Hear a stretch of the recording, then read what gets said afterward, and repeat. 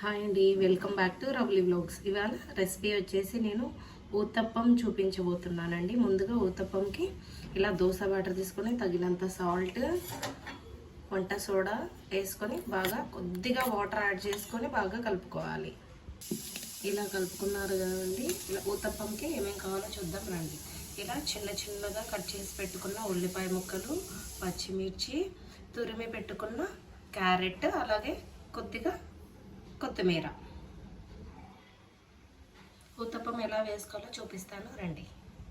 ఇలా ఊతప్పంకి చిన్న సైజులో వేసుకున్నానండి. మీరు కావాలంటే పెద్దగా అయినా వేసుకోవచ్చు. నేనైతే చిన్నగా వేసుకున్నాను. ఇలా వేసుకున్న తర్వాత దీనిపైన ముందుగా కట్ చేసి పెట్టుకున్న ఉల్లిపాయ ముక్కలు, పచ్చిమిర్చి, క్యారెట్, కొత్తిమీర యాడ్ చేసుకోవాలి.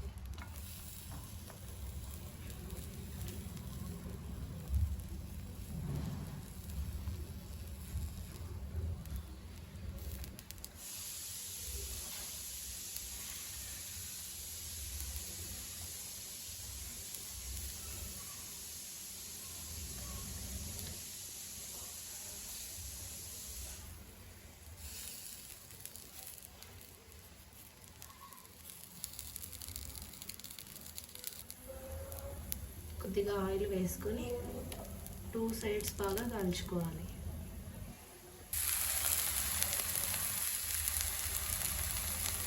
అంతే అండి, ఎంతో ఈజీ అండ్ టేస్టీ అయిన ఊతప్పం పల్లి చట్నీ రెడీ. మీరు ట్రై చేయండి, మీకు నచ్చుతుంది. Please subscribe to my channel, like and share.